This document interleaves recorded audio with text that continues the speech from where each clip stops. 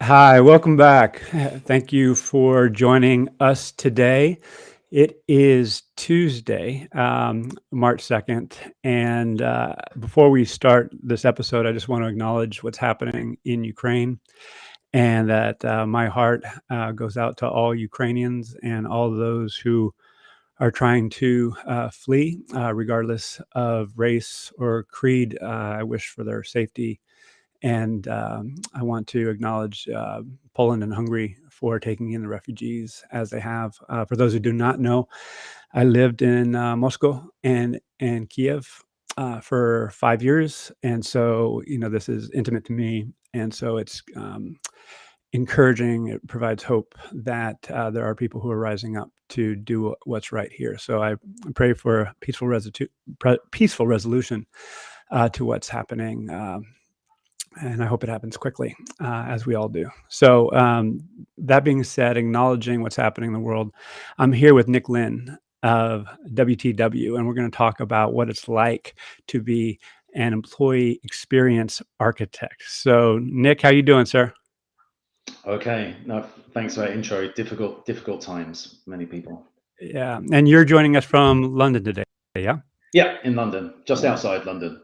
All right. Well, you've been at this for a while, and employee experience, obviously, and rightly so, has gained a lot of notoriety over the past several years in particular, particularly with digital transformation and all the ability to understand how people are thinking and feeling and, in fact, behaving throughout their day-to-day work. So if you would introduce yourself and a little bit about what you're doing there at WTW. Yeah, thanks. So, yeah, I'm principal at WTW. So I spent over 20 years doing, I guess, research-based consulting. So solving problems like how do we improve engagement? How do we encourage collaboration? How do we modernize performance management? And so I love my job because you get to see have a real positive impact on people's working lives, and you get to see the difference you make. And we have a very big international team at WTW focused on all things EX, and some terrific global clients, very long-term client relationships. So yeah, and my job title is officially EX architect. So let's pause right there for a second. What is an EX architect? Yeah, so an EX architect then, I guess, uses analytics and insights to really understand workforce needs, and then so you can then design strategies and activate plans through great people leadership, communications, technology. And I guess the label could have been EX designer or EX strategist, but I think we came up with settled architecture for a couple of reasons, if you like. One is I think architecture is a good metaphor. Like so, I mean, architects, they work from the abstract to the real, back to the abstract again. They use engineering, to arouse feelings and emotions, and it's similar in our work, right? We use people analytics and insights to design experiences that build a community sense of belonging, that drive performance. So it's more strategic than EX design, but it's more practical than EX strategy. It's a combination of both. And I think second reason is, if you like, that no, in architecture there's no one size fits all approach, right? So every building has to reflect, the site, materials, your budget, right? So, and that's the same in our world. No two companies are the same. You really have to get, under the skin of an organization, understand their value proposition, focus on human perceptions and behaviors. So I guess what we do is a mix of science and art, just like Hmm. architecture. Well, love it. And, you have some great models and approaches that we're going to get to momentarily.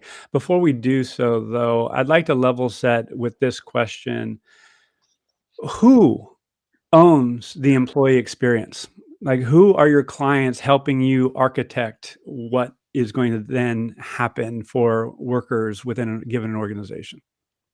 Yeah, so I think everyone probably owns the employee experience is the kind of simple answer. Yeah, Mhm. and I guess you have to think about that when you're thinking about solutions and so on. So you know, obviously, a lot about employee experience to me is about leadership and leadership perspective. I think it probably begins with leadership. But ultimately, You know, employees themselves need to be in a position where they can co-create and are involved in designing their own experience at work as well. So I think it cuts through all different levels. And increasingly, organizations are thinking about, and maybe we can talk about this kind of maturity curve in a little bit, actually about how you put governance around employee experience and how you make sure there are roles within the organization that are connecting things.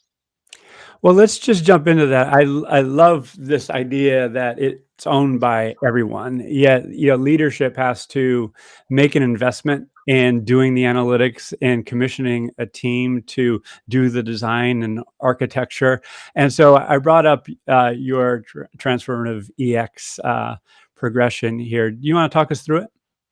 Yeah, I mean, I guess there's a couple of things about EX, if you like. One is there's sort of long-term trends that have driven this kind of interest in employee experience, right? So, the nature of work is changing, and actually those human elements to work matter more than ever. So, I think for a lot of organizations, they're thinking about, our primary challenge is how we can free people up to really excel in their jobs, so they can, drive innovation, service, collaboration, and so on. And then there are short-term trends as well that have really impacted employee experience. The pandemic has been a great kind of stress test for employee experience in many organizations. And so what you're seeing on this screen is a bit of research that we did recently that showed many companies have actually got a lot of progress to make around employee experience.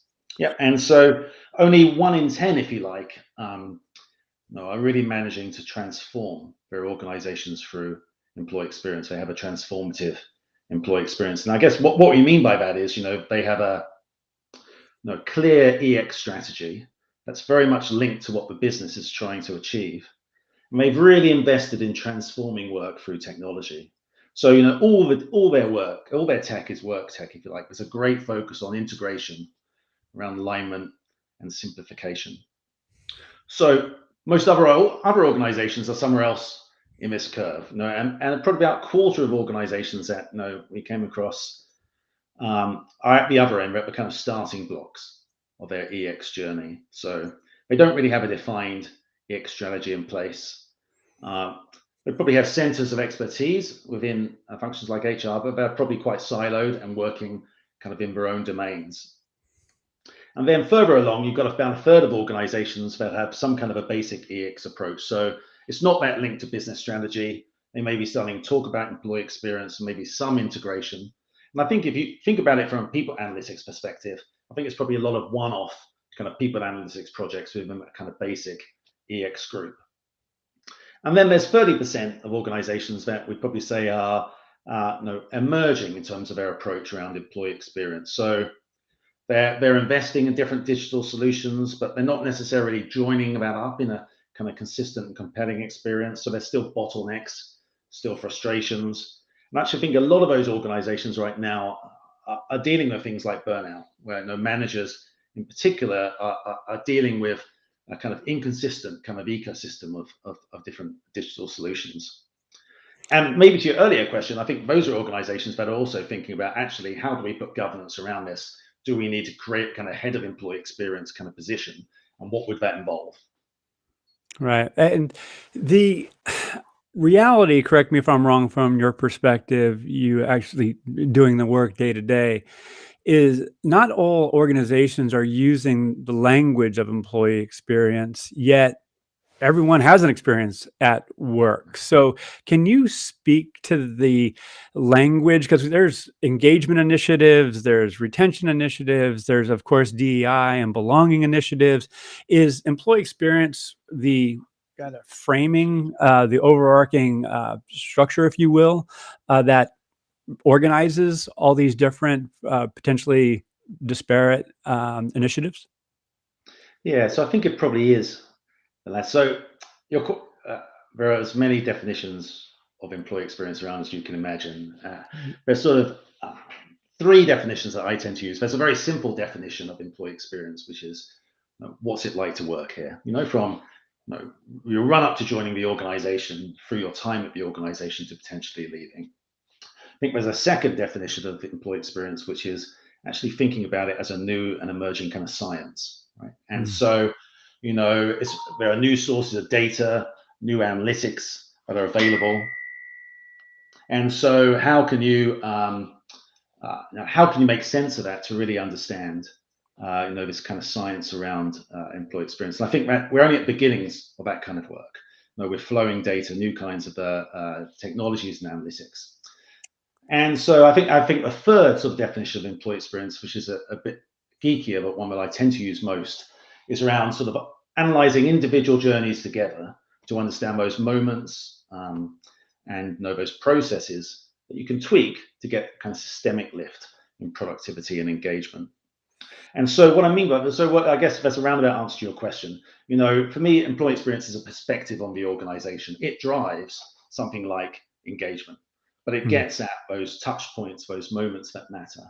And it's different perspective because like engagement has always fitted in a very traditional way of thinking about organizations, very top down, managerial. It's about organizing resources, where I think EX is bottom up. It's messy, it's much more conversational, it's about co-creation and involvement. Well, you just touched on it right there, co-creation, involvement, and employee experience for some has meant that, okay, where it's all about, well-being and it's all about, the employee, which is absolutely critical, particularly given what's happened with the pandemic, obviously the stresses that are happening in the world, right now. So that it's very, an important aspect, correct me if I'm wrong. But it's really also about innovating and productivity and generating team and organizational performance. And I know you have a blueprint you want to share. Yeah. Yeah, we can talk about that. But I absolutely agree with that. This is, in an experience economy, actually enabling, your people to perform at the best is completely critical. That EX CX link is probably one of the most vital ones in any organization. So this is exactly right. So coming back to architecture, this is our EX kind of blueprint, and it's based on a lot of research that we've done looking into some of the best organizations that we come across. And what it's saying is effectively there are sort of four core domains of employee experience that really matter. And they're the labels at the bottom of this kind of chart. So what's really important for employee experience is the sense of purpose you get from the organization you work for, from your own work. What's also important for employee experience is the work itself, the challenge you get from your work, feeling you can do great work. What's also important, the people you work with, connecting with great teams, with great leaders, and of course, the rewards. So, your opportunity to grow, and what you get in return for your efforts.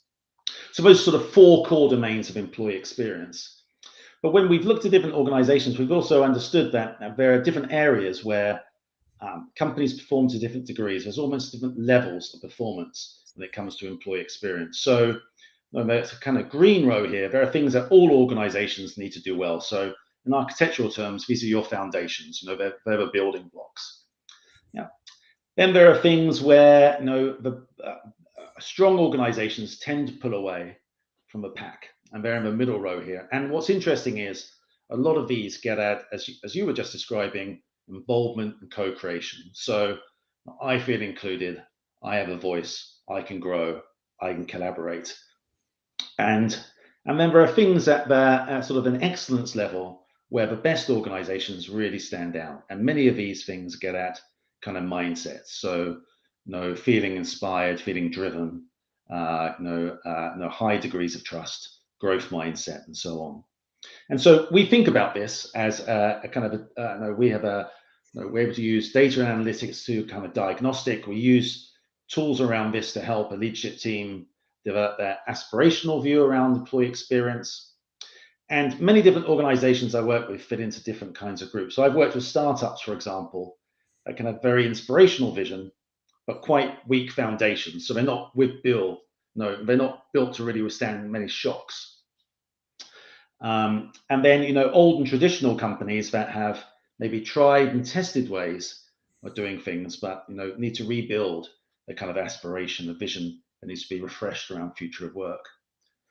And then mid-sized companies that maybe have a good place structure in place, but maybe it's quite functional. It's quite plain. It's maybe like a warehouse, right? And so what they're looking for is how you involve their colleagues to shape a more diverse and exciting kind of future and aspiration on the future. So this is kind of the blueprint that we can use for helping organizations navigate along that maturity curve.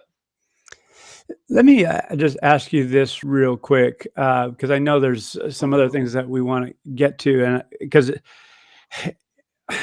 I feel that I say this a lot, but I believe it's essential that every organization ask themselves this and challenge themselves to understand the language that they're using and defining things properly. So, it's like in consulting, basic current state, future state, and roadmap, to get there. So here you have a blueprint.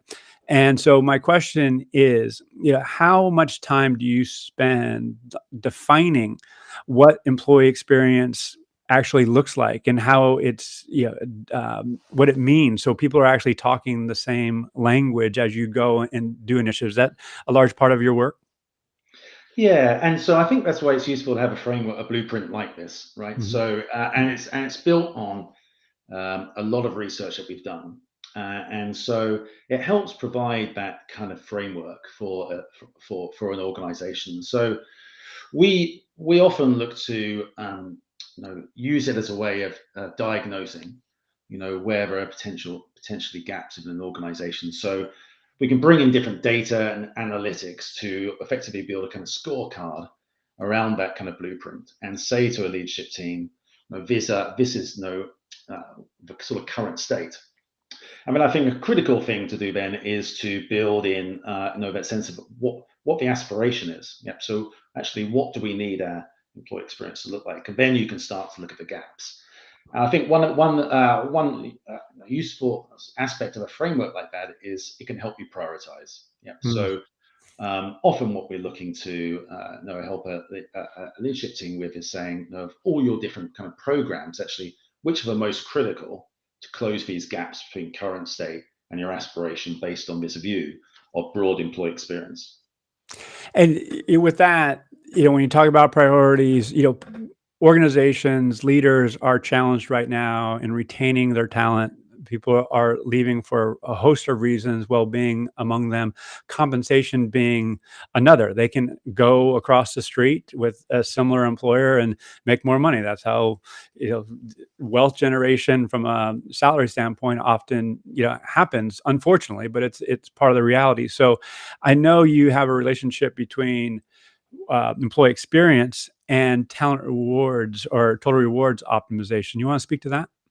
Yeah, exactly. And I think that's a really important point. So I think one of the sort of approach around employee experience, one thing you do is help you go on the front foot, so you're not always reacting to events, Mhm. and I think that's part of that maturity curve, right? And Mhm. so I think there is probably a fair bit of panic around sort of total rewards at the moment, given a lot of moves and turnover risk and so on. So no, our approach to that is around one approach around that is we call total rewards optimization, which is really if you take that total rewards column within our EX matrix, it's moving organizations along, up that column from the kind of the essentials around sort of making sure you've got a fair mix of pay towards being much more strategic about how you think about total rewards. And I actually think total rewards is often missing from people analytics. A lot of people analytics is focused around just talent analytics specifically, but actually total rewards are a key part of your employee experience. Yeah, so there's three parts to total rewards optimization, sort of summarized here. One is really understanding the things that employees value. And so, practically, how we do that is, for example, we do a conjoint analysis where you ask employees about different trade offs they would make in terms of different aspects of their total rewards. And so, we're thinking broadly here about total rewards. So, not just pay, but benefits, recognition, opportunity to grow and learn, and so on. Then the second element of total rewards is you bring in the cost element. So what do those different elements cost? And then that allows you to model different scenarios so that you can think about how you can design plan changes. And actually, If you bring up the next slide, I can sort of give you sort of different options around what that looks like. I can do that. Yeah, yeah, yeah, exactly. So this is a good illustration. So what you're seeing on this slide is the combination then of employee preferences and cost data. So on the chart, the x-axis here is showing the cost of total rewards, and then the y-axis is showing the perceived value, and which you can link to behavioral outcomes like engagement and intention to stay. And by combining the different data, you can think about different points on this kind of efficient frontier, this curve that represent different mixes of total rewards. So one option, for example, shown on the left-hand kind of point here, is that can you provide the same amount of value and engagement actually for less money? Yeah. So by thinking about the mix of rewards, it's a way that you can potentially save cash. And in certain industries, for example, airlines right now, actually, that's potentially a really useful insight. Then there's another option, which is kind of in the middle, which is actually can provide more value by without spending anything extra, just by simply changing the mix of total rewards that we offer. And that's a very common opportunity for lots of companies because, in my experience, lots of companies have benefits. For example, they're designed for sort of prior work generations, not their current or even their future kind of workforce.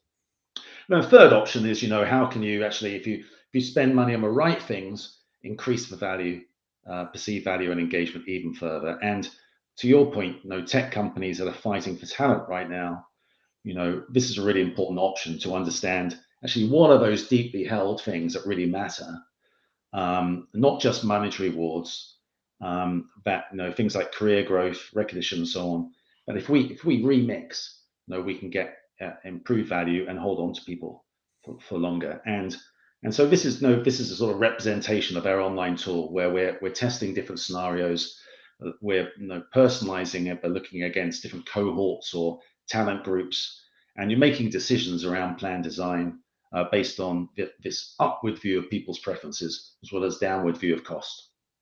Yeah, I can take this so many different directions, and as a geek, I'm like I can just stare at that for a while and think about how it can be socialized and good decisions can be made, as a result. So it inspires intelligent questions, is what I'm getting at.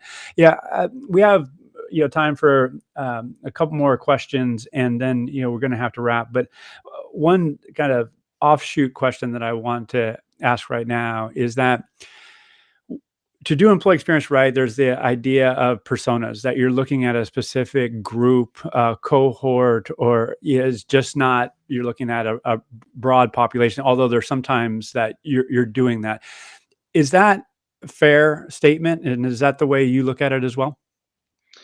So I think a key thing around employee experience is about making it personal. Yeah, Mm-hmm. and so. I think some of that can bring in personas. So you can think about different talent groups and different cohorts and different kind of persona types.